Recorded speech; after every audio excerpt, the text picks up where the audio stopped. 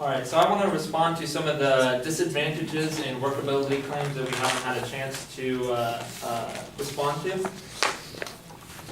First of all, I'm going to talk about uranium and their claim that it's not renewable and that's bad. So first of all, I will agree that uranium is not renewable to some extent, and I'll go into that in a moment, but I do want to say, referring to the statistic that I used earlier, that around 80% of our current system is non-renewable, so that's like, a fossil fuels, and that doesn't stop us there. And furthermore, solar power is also non-renewable to some extent due to the natural gas that has to be used to, fill in the holes that solar power leaves. But however, uranium is extremely efficient.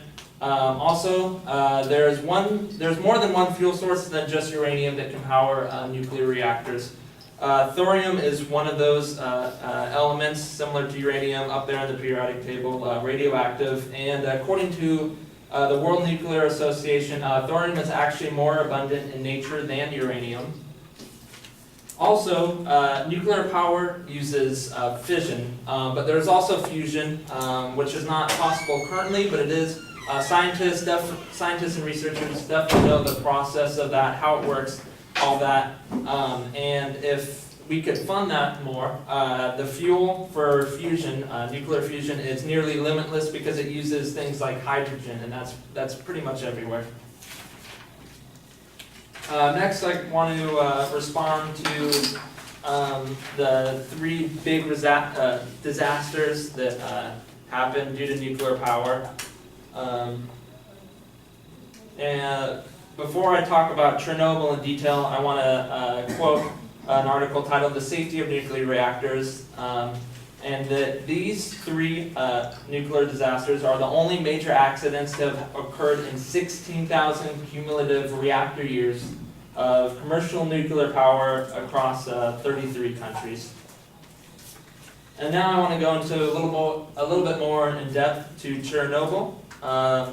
So going back to the same study titled "Prevented Mortality and Greenhouse Gas Emissions from Historical and Projected Nuclear Power," a quote from the study says that empirical evidence indicates that the April 1986 Chernobyl accident was the world's only source of fatalities from nuclear power plant radiation fallout. A lot of the deaths that happen in America that I don't have direct articles on, a lot of those deaths are from things like electrocution, just on-site job accidents, which is definitely not inherent to nuclear power.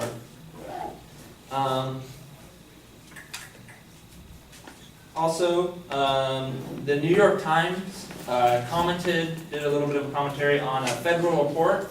That federal report was created to identify this the issue that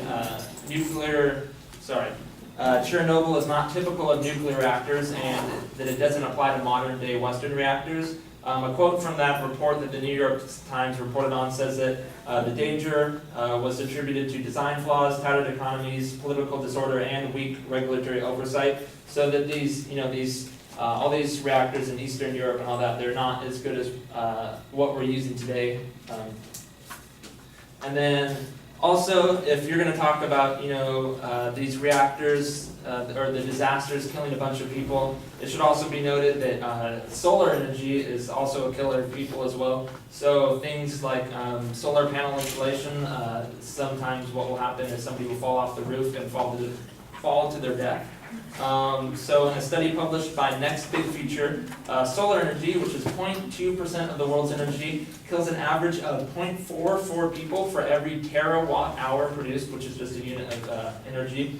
That's relative to nuclear power, which is 5.9% of the world's energy, which had killed an average of 0.04 people for every terawatt hour produced. And then the final claim that I want to respond to is nuclear waste. And I just want to say that the nuclear power, in a quote from World Nuclear Association, is the only energy-producing industry which takes full responsibility for managing all of its waste and bears the cost of this. And then I also want to go back to the study that the World Health Organization released, which talks about that 7 million people have died from the waste products of our current system, which really just dwarfs nuclear waste, which is kind of a necessary evil, but it is necessary in order to get a power source that is both carbon-free and is actually a powerful energy source that can support us in future use.